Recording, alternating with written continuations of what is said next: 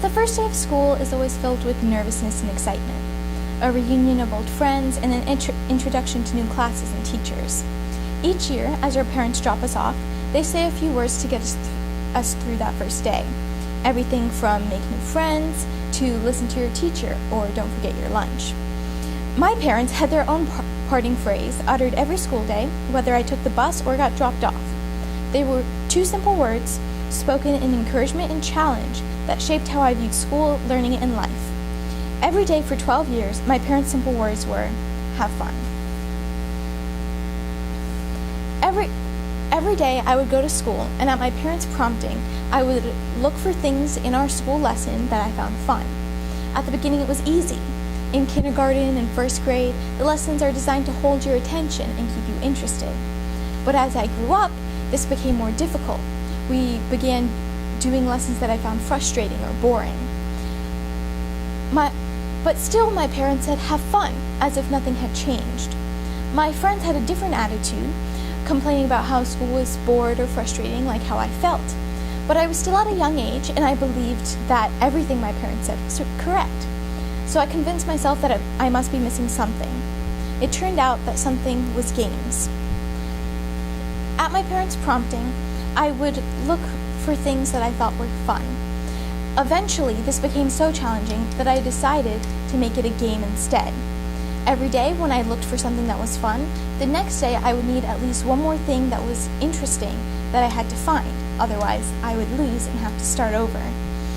I found that by playing this game with myself, I gave myself a more exciting reason to go to school. In my search for fun, I came to love learning and appreciate its value. My curiosity grew in unison as I believed that the new things I learned would open up new, fun experiences for myself. Abigail Adams once said, "Learning is not attained by chance. It must be sought for with ardor and attended to with diligence." This is a principle I strongly believe in, and it is the game that I live by. Hello everyone, my name is Mona McElroy, and this year in ISM I hope to use my study of computer science to create games and programs that help others find fun in learning like my parents did for me.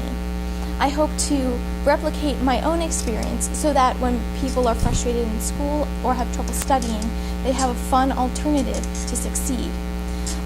Up here is a picture of the opening screen to my game that I hope to program this year. Now, almost 12 weeks into the ISM program, I am so much closer to reaching my goals. One of the significant factors to my progress has been the professional interviews I've conducted, leading to my insight into how not only to succeed in the computer science field, but in gaming in general.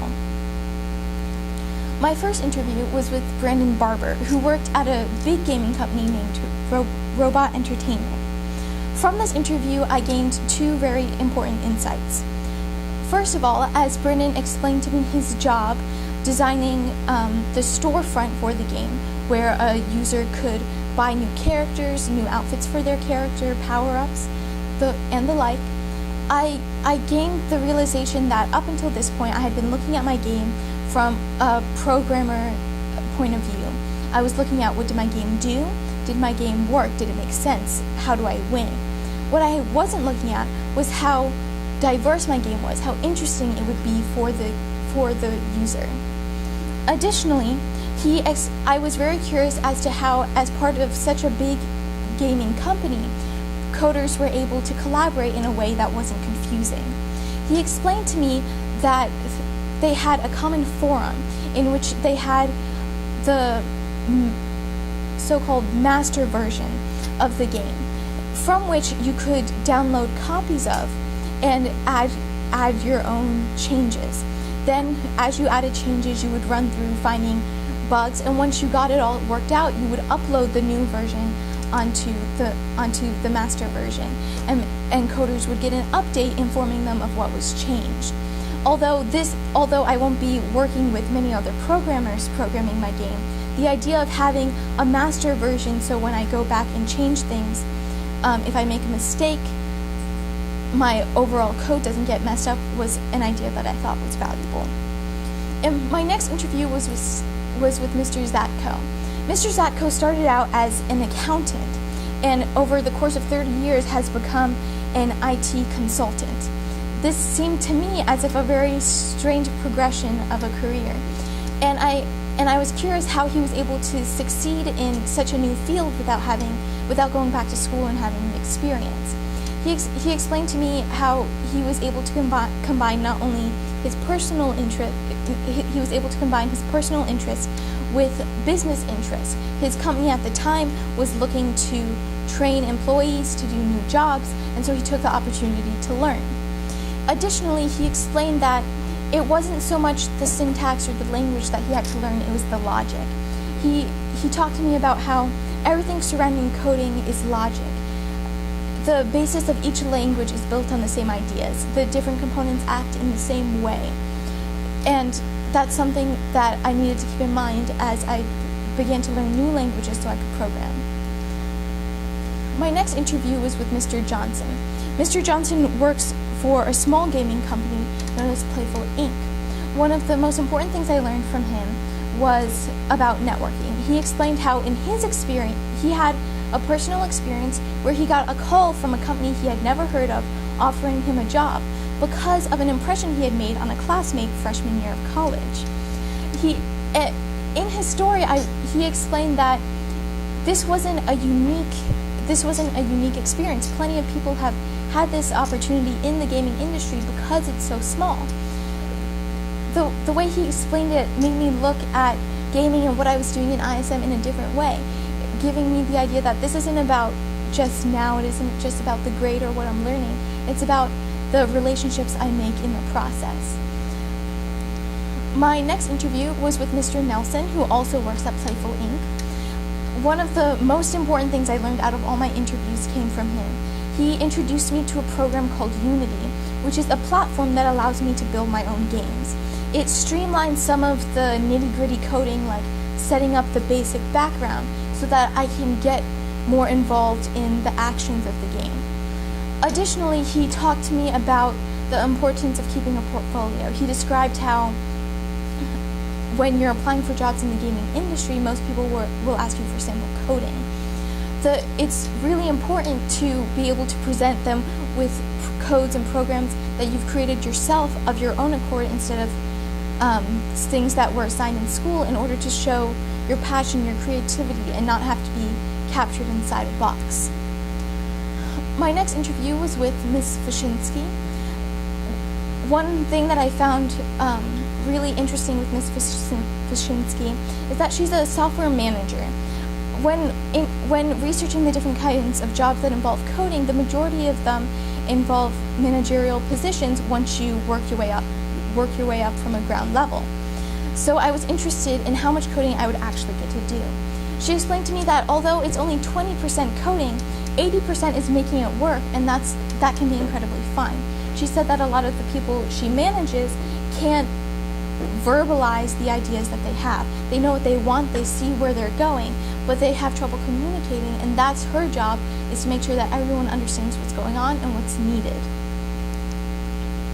My last interview was with Mr. Bent, and he explained to me more about the importance of pairing hardware with software. These days, software is the area that's experiencing more development and innovation, but understanding how your program affects the hardware itself and how it changes how it acts is important to understand how different things you code can cause errors in the system.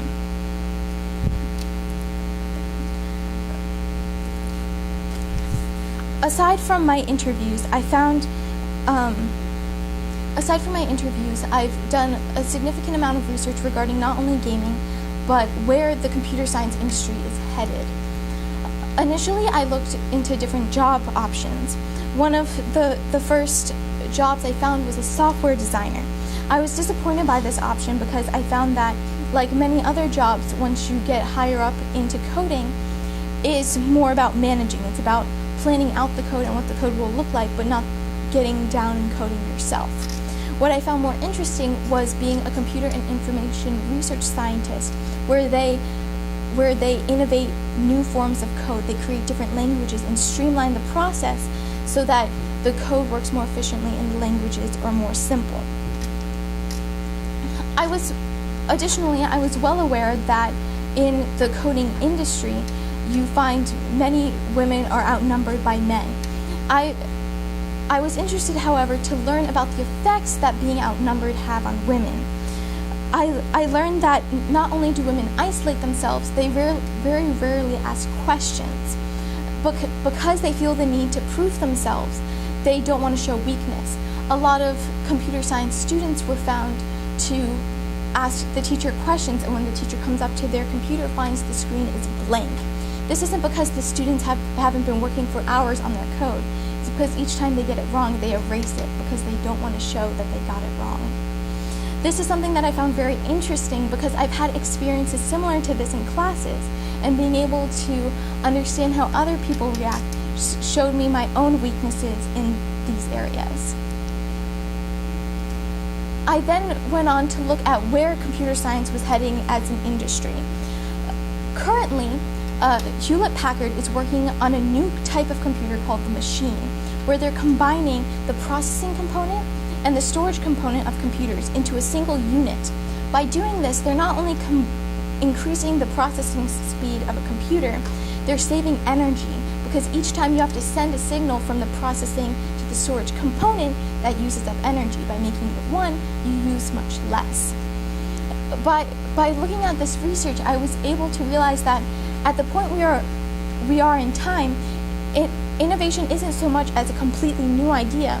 It's about making the ideas we have more efficient and more applicable.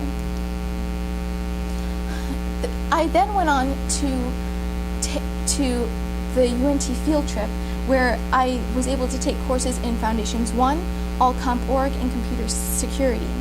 One of the most important things I found in Foundations 1 was the importance of a single question. Up until this point, I've had to interpret other people's code, my teacher's code, and I've had issues understanding what they meant versus what I'm seeing. During this class, the teacher introduced us to an idea of how does a change in Y result from a change in X? This is a very simple question, but as they were talking about the code in class that was much above my own level, I was able to understand what they were saying by asking this question of myself. Since then, I've been able to apply this to both my game and my courses.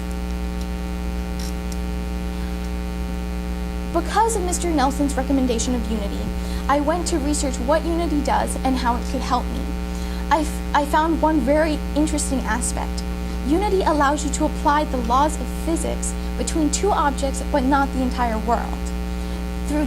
In this way, we can have a person and a block collide mid-air and bounce off from each other, but they won't fall to the ground because the laws of physics aren't applied between, say, the person and the ground, only the person and the block. I thought this was very cool, and it was something that would take me at least a week to be able to program flawlessly and apply to all objects. Additionally, Unity allows me to switch between 2 and 3D animation. As I'm progressing throughout my game, I currently plan to use 2D, but being able to have the option of 3D and switching based on where my research leads me is something that will save me a lot of time with Unity, because it would take me at least 2 weeks to do myself.